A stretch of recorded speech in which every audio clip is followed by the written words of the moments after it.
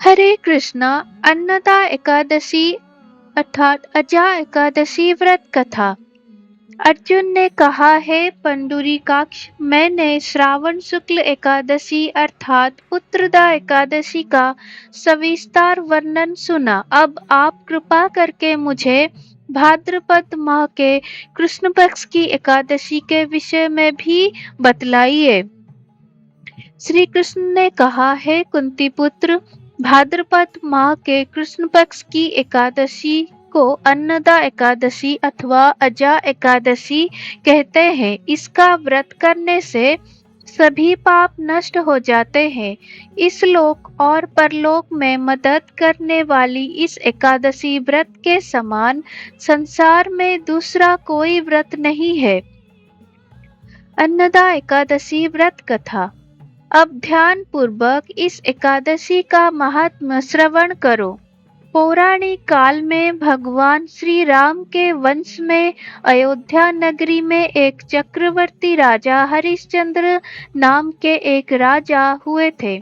राजा अपनी सत्यनिष्ठा और ईमानदारी के लिए प्रसिद्ध थे। एक बार देवताओं ने इनकी परीक्षा लेने की योजना बनाई।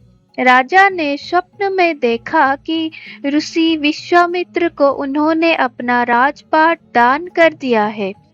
सुबह विश्वामित्र वास्तव में उनके द्वार पर आकर कहने लगे, तुमने स्वप्न में मुझे अपना राज्य दान कर दिया। राजा ने सत्यनिष्ठ व्रत का पालन करते हुए संपूर्ण राज्य विश्वामित्र को सौंप दिया। दान के लिए दक्षिणा चुकाने हेतु राजा हरिश्चंद्र को पूर्व जन्म के कर्म फल के कारण पत्नी, बेटा एवं खुद को बेचना पड़ा। हरिश्चंद्र को एक डोम ने खरीद लिया जो स्मशान भूमि में लोगों के दाह संस्कार का काम करवाता था।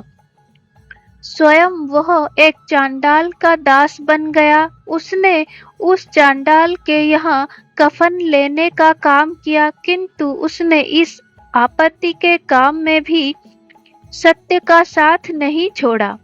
जब इसी प्रकार उसे कई वर्ष बीत गए तो उसे अपने इस नीच कर्म पर बड़ा दुख हुआ और वह इससे मुक्त होने का उपाय खोजने लगा। वह सदैव इसी चिंता में रहने लगा कि मैं क्या करूं, किस प्रकार इस नीच कर्म से मुक्ति पाऊं। एक बार की बात है, वह इसी चिंता में बैठा था कि गौतम ऋषि उसके पास पहुंचे। हरिश्चंद्र ने उन्हें प्रणाम किया और अपनी दुख भरी कथा सुनाने लगे।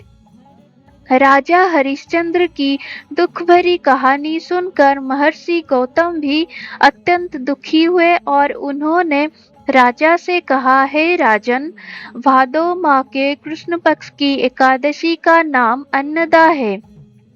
तुम उस एकादशी का विधान पूर्वक व्रत करो तथा रात्रि को जागरण करो।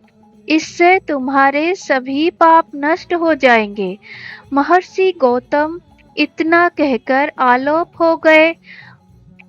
अजा नाम की एकादशी आने पर राजा हरिश्चंद्र ने महर्षि के कहे अनुसार विधान पूर्वक उपवास तथा रात्रि जागरण किया। इस व्रत के प्रभाव से राजा के सभी पाप नष्ट हो गए। उस समय स्वर्ग में नगाड़े बजने लगे तथा पुष्पों की वर्षा होने लगी। उन्होंने अपने सामने ब्रह्मा, विष्णु, महेश तथा देवेंद्र आदि देवताओं को खड़ा पाया। उन्होंने अपने मृतक पुत्र को जीवित तथा अपनी पत्नी को राजसी वस्त्र तथा आभूषणों से परिपूर्ण देखा। व्रत के प्रभाव से राजा को पुनः अपने राज्य की प्राप्ति हुई। वास्तव में एक ऋषि ने राजा की परीक्षा लेने के लिए यह सब कौतुक किया था, परंतु अन्नदा एकादशी के व्रत के प्रभाव से ऋषि द्वारा रची गई सारी माया समाप्त हो गई और अंत समय में हरिश्चंद्र अपने परिवार सहित स्वर्गलोक को गया। हे राजन, यह सब आज अजा एकादशी के व्रत का प्रभाव था। जो मनुष्य इस उपवास को विधान पूर्वक करते हैं तथा रात्रि जागरण करते हैं, उनके सभी पाप नष्ट हो जाते हैं और अंत में वे स्वर्ग को प्राप्त करते हैं। इस एकादशी व्रत की कथा के श्रवण मात्र से ही अश्वमेध यज्ञ के फल की प्राप्ति हो जाती है। हरे कृष्णा।